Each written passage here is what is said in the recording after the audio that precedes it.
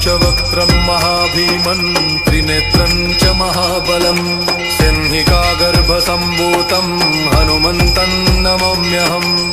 ॐ हं हनुमते रक्ष रक्ष सर्वतो माम्। ॐ हं हनुमते रक्ष रक्ष सर्वतो माम्। पूर्वे हनुमान् कपिमुखधारी रक्षतु माम्। दक्षिणे नारसिंहवापुर्मां सदा पातु। पश्चिमे गरुडरूपवान् रक्षतु।